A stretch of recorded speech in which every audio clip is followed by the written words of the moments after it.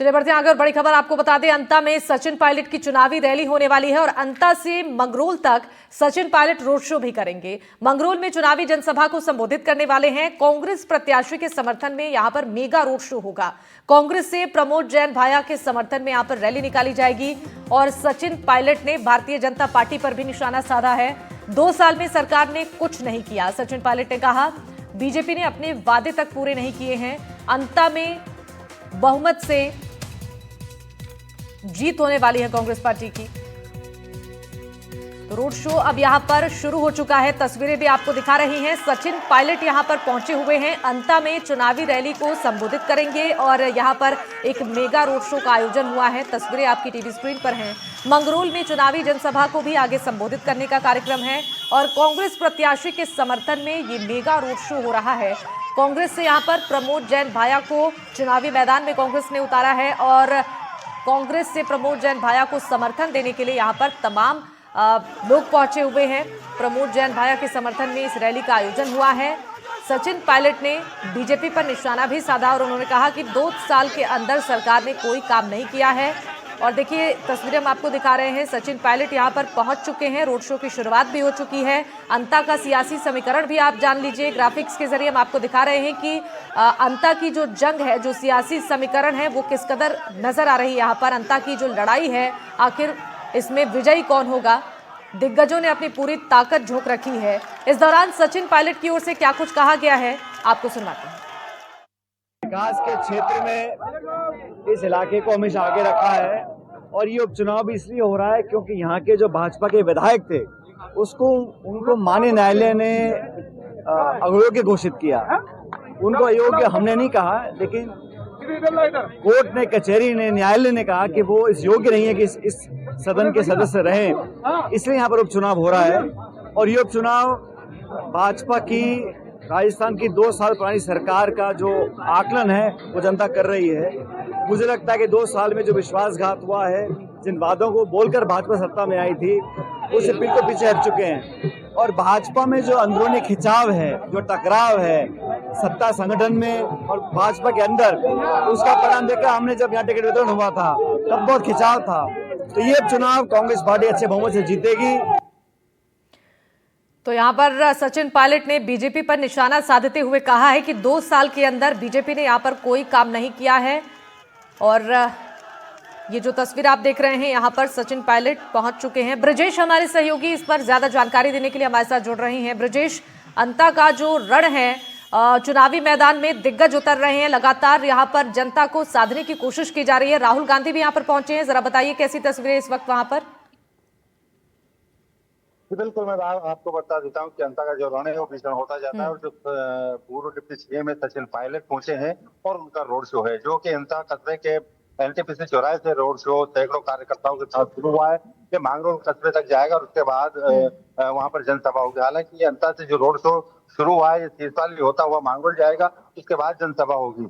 हालांकि देखने वाली बात है कि अब जो अंता का रण है वो भीषण होता जा रहा है, जहां कांग्रेस और भाजपा प्रत्याशी दोनों अपनी दमखम लगा रहे हैं। दूसरी ओर भाजपा की ओर से भी कई जो आला नेता है वो पहुंचे हैं। हालांकि सचिन पायलट का आज रोड शो था और उनका रोड शो के दौरान उन्होंने कहा है कि जो भाजपा सरकार है उसने आम जनता के साथ धोखा किया है और 2 साल में कोई कार्य नहीं कर पाई है। और साथ ही जो यहाँ से कांग्रेस भाजपा के पूर्व विधायक थे कंवरलाल मीणा, उनको कानूनन जेल भेजा गया और इसके कारण ये उपचुनाव होने जा रहा है और इस चुनाव को हम दमदारी से जीतेंगे। उन्होंने कांग्रेस प्रत्याशी प्रमोद जैन भाया के पक्ष में ये रोड शो किया है।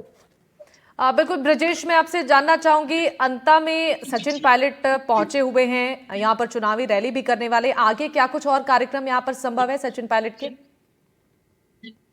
जी बिल्कुल, आज दिन भर सचिन पायलट का रोड शो में निकलेगा, क्योंकि सचिन पायलट दोपहर 12 बजे पहुंचे हैं। उसके पश्चात यहाँ से लगभग 60 से 70 किलोमीटर की दूरी और इस पूरे रोड पर रोड शो होगा। यहाँ पर कई वाहनों के साथ वो रोड शो कर रहे हो और कांग्रेस के हजारों सैकड़ों कार्यकर्ता उनके साथ हैं। ब्रजेश, जरा ये भी बताइए कि रोड शो कहां से कहां तक होने वाला है और कैसी भीड़ यहाँ पर नजर आ रही है? कांग्रेस के समर्थन में कितने लोग पहुंचे हुए हैं इस रैली में शामिल होने के लिए?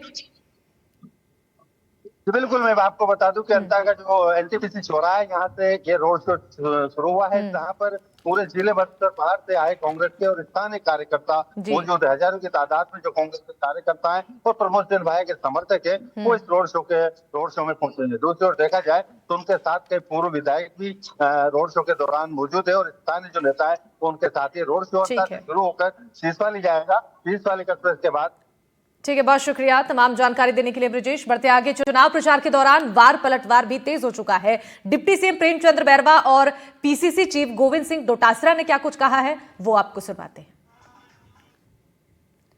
तो देखिए, लगातार अब यहां पर सियासी बयानबाजी भी तेज होती जा रही है, क्योंकि चुनाव नजदीक है और अंता की लड़ाई में आखिर किंग मेकर कौन बनेगा, ये एक बड़ा सवाल है। एक रीति नीति और एक संस्कारवान पार्टी है और एक विजन लेके काम करने वाली पार्टी है। इस पार्टी का कार्यकर्ता अपना दायित्व का बखूबी से निभाता है, जनता के बीच में रहता है और जनता से पूरा हम आश्वस्त है कि भारतीय जनता पार्टी के प्रत्याशी भाई मोरपाल जी को यहाँ से विजय हासिल होगी और हमारे कार्यकर्ता रात दिन जनता के बीच में रहते हैं। और जिस तरह से जो डबल इंजन की सरकार 2 साल में जिस तरह से हर क्षेत्र हर वर्ग को लेकर काम कर रही है और हमारे माननीय यशस्वी प्रधानमंत्री नरेंद्र मोदी जी का जो विजन है विकसित भारत 2047 का, जब हमारे माननीय प्रधानमंत्री जी इस देश की बागडोर संभाले थे, उस समय देश की आर्थिक स्थिति की दृष्टि से देश 11वें नंबर पे था, वो आज 4थे स्तंभ पर आके खड़ा हुआ है और 3रे स्थान पे आने की तैयारी है। इसलिए भारतीय जनता पार्टी एक विजन लेके चलने वाली पार्टी है जो देश को प्रथम मान के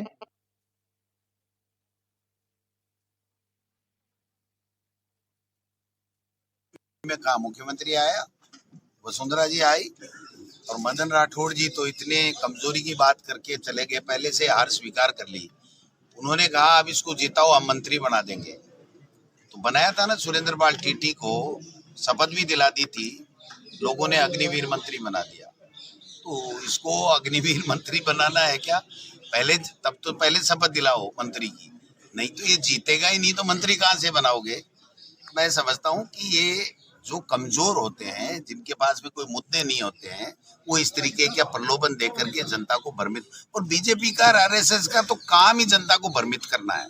कभी धर्म के नाम पे कर देते हैं, कभी दूसरे नाम से कर देते हैं, तीसरे आदमी को खड़ा कर देते हैं जिससे कांग्रेस का वोट खराब हो जाए और उनकी जीत हो जाए। सीधे चुनाव में वो कभी भी जीत ही नहीं सकते कांग्रेस से, क्योंकि उन्होंने 2.25 साल में कुछ किया नहीं, मोदी जी ने 10-11 साल में कुछ किया नहीं, एक भी वादा केंद्र की सरकार ने पूरा नहीं किया। और राज्य सरकार से तो पर्ची से बने हैं और पर्ची से काम होते हैं, पर्ची आती नहीं है क्योंकि प्रधानमंत्री जी विदेशों में रहते हैं।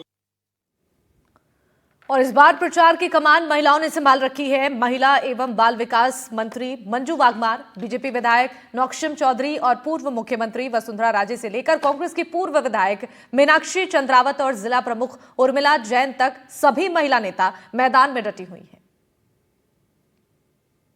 लोकल में जब हमने पता किया, जब ये इलेक्शन घोषित हुआ, तो हमने जब पता किया लोगों से, तो लोगों की एक बहुत कट्टर मांग थी कि भाजपा कोई लोकल आदमी को इस बार आगे करे।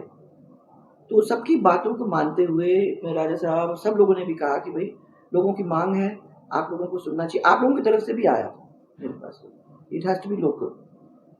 वो सबको ध्यान में रखते हुए हम लोगों ने फिर मोरपाल सुमन को उम्मीदवार बनाया और पूरी तरह से फर्स्ट टाइम ये ऐसा कैंडिडेट है जो पूरी तरह से एक्चुअली में लोकल जिसको कहते हैं वो है। मोरपाल की पत्नी वो भी खुद है और उसकी पत्नी भी मांगरोल उसका पियर है और इसलिए वो भी स्थानीय है, परिवार ही स्थानीय है। जो पूरी 12 डिस्ट्रिक्ट भाया जी का परिवार है, एक परिवार में जैसे बच्चा रहता ना भाया भाया, ऐसे बड़े बुजुर्ग भाई बंधु सभी का आशीर्वाद मिल रहा है और सब जोर शोर से बिल्कुल भाया जी की मदद के लिए तैयार हैं और सब हर अपने क्षेत्र में काम कर रहे हैं। बिल्कुल क्या कुछ रहने वाला है, प्यार तो मिल ही रहा होगा जनता का, परिणाम 101% सीट हमारी निकल रही है, हर तरीके से पूरा विजय होंगे भाया जी। घर में पहुंचती हैं महिलाएं क्या कहती होंगी, क्योंकि आप महिला हैं? महिलाएं यूँ कहती है कि 2 साल हो गए भाभी साहब, पहले हम जो सब्जी के भी पैसे लेते ना, उसमें से 10-20 रुपए हम बचा लेते थे, अगर 100 रुपए भी लिए तो। आज बिल्कुल इतनी महंगाई होगी कि हमारा बिल्कुल जेब का जो खर्चा है वो भी नहीं निकलता है।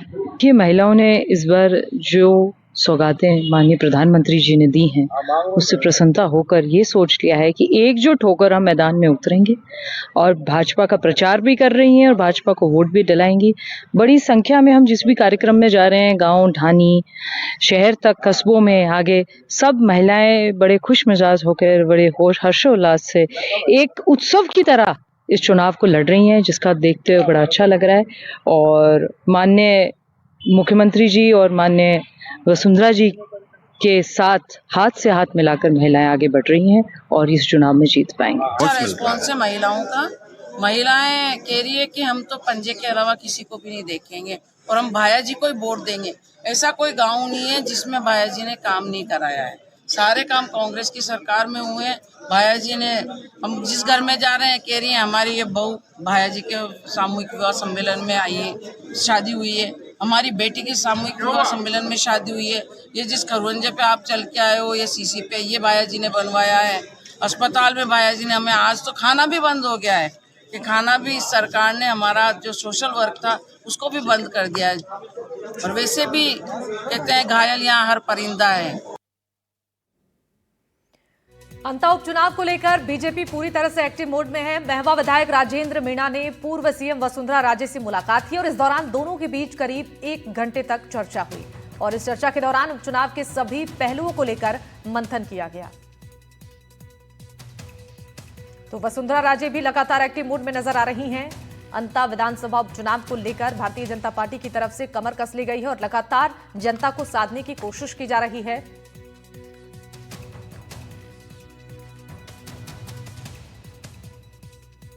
और इससे पहले 12 में डिप्टी सीएम प्रेमचंद्र बैरवा और पूर्व मुख्यमंत्री वसुंधरा राजे ने मुलाकात की। इस दौरान दोनों के बीच उपचुनाव की तैयारियों को लेकर चर्चा हुई।